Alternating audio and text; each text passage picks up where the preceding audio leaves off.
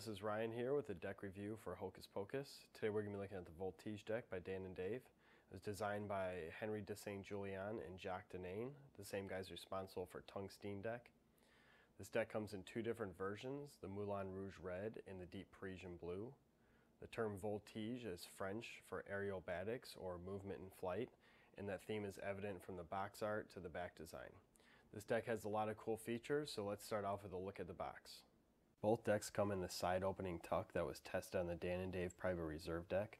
They say it took several attempts to get it right for the release of Voltige. They have a soft touch coating applied to the entire box, and it gives a slight leathery feel instead of the paper or glossy feel. The lettering and the art on the box is stamped with foil, adding to both the upscale look and feel of the box. The front of the box has an air balloon image with the left hand holding a deck with the ace of clubs exposed in place of an air balloon basket. A scattering of birds in flight fills some of the empty space on the front. The diamond-shaped perforated seal is pretty detailed, and it has distributed by D&D, designed by J&H, playing cards, and hand shuffled by you, framing the four aces in the center. There's two propellers on the sides with some more birds in there as well. The sides of the box have birds stamped in the foil, and the bottom says D&D Playing Card Company. The top says playing cards and has the designers' names. The back of the box ties into the front with more birds in the lower right corner. The inside of the red box is blue and the inside of the blue box is red. And printed inside the lid is a single bird. When you take out the cards and you look at the bottom of the box, there's a drawing of an open bird cage and the word Voltige at the bottom. A 4 of clubs and a 9 of clubs are revealed on either side of the lid catch. The box is great for display. The red is bright and bold and the blue is deep and dark. The foil stamping catches the light, and the seal's placement allows you to appreciate it from the front.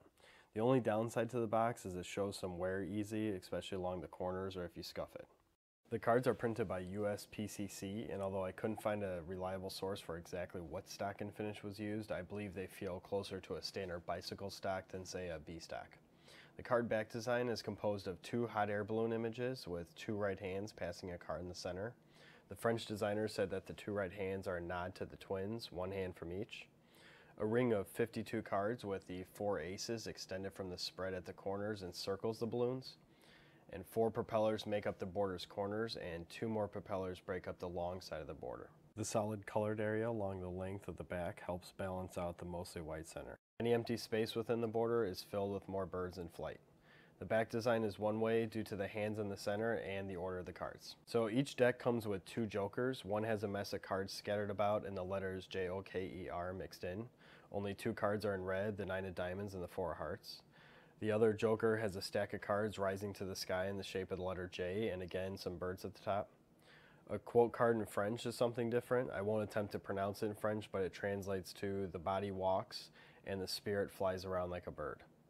It's paired with the same image from the box front, a left hand holding a deck in dealer's grip hanging from a hot air balloon.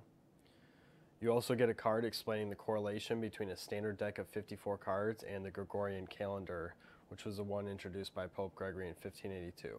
And that card's printed in both French and English.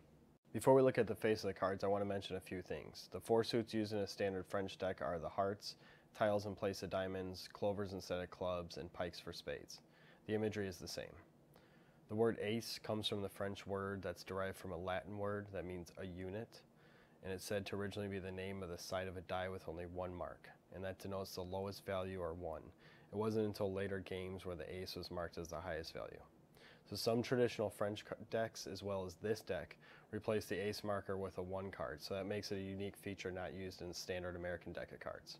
Again, paying respect to the European style decks, the 1 of clubs is the most highly decorated of the bunch, not the ace of spades. So that being said, let's take a look at the aces. The ace, or the 1 of clubs, has a card spread underneath the pip and the name of the designers, as well as distributed by D&D Playing Card Company. Voltige and Hand Shuffle by You appear again on the face. The tiles, pikes, and hearts are all standard French pips and resemble the layout of the other normal cards. The court cards are hand-drawn versions of traditional French courts. They're posed standing even though you can't see their feet. Each court card represents a person from history, and their name and rank are printed in French on all the courts. The suit indicating pip at the top is sheared off to make room for the index. All the number cards except for the 4s are standard in layout. The pips are larger than normal, and under each index there's a corresponding number of birds. The 4s are unique in arrangement with 3 pips on one side and 1 pip alone on the other. I can't find any information on the reason or the meaning behind that different arrangement. And all the cards have the value and the suit printed in French on the face. So as I said earlier, these cards more closely resemble a bicycle stack than a standard B stack. They seem to be a little bit more flexible and springy. The finish isn't as slick as other finishes, but they still spread and fan well. They're pretty durable. After tons of shuffling, I don't notice any edge wear. They don't clump, they haven't warped or creased, and they still sit pretty flat. So as a collector, I left this deck sit unopened for quite some time until I got an extra set from Hocus Pocus. I really wish I would have opened them earlier because this deck has everything I like all wrapped up in a bold box. Has a little bit of history with the French influence, has a great back design, highly detailed with a very interesting look to it.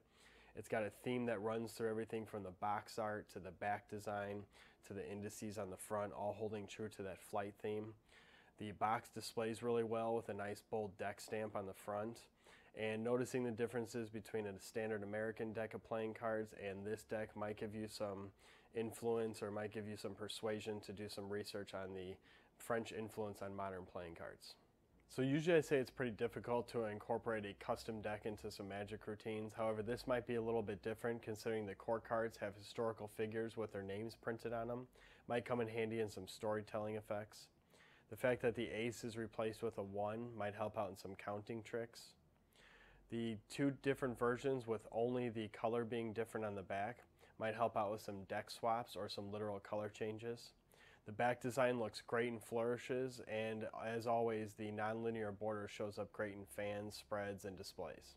So I've really grown to appreciate this deck for the history, for the design, for its eye appeal. I'm really glad I got to open this deck up and do a little bit of research on them. If you don't have these in your collection, you're really missing out on a deck with some great art, a little bit of history, and the Dan and Dave name. As always, you could find this deck and some 400 other decks over at hocus-pocus.com. And while you're over there, stop at the review page and check on Xion's reviews. He goes over some of the hottest tricks in the market today, and you get a little bit of taste before you actually purchase them. As always, thank you guys very much for watching, and stay tuned for more reviews.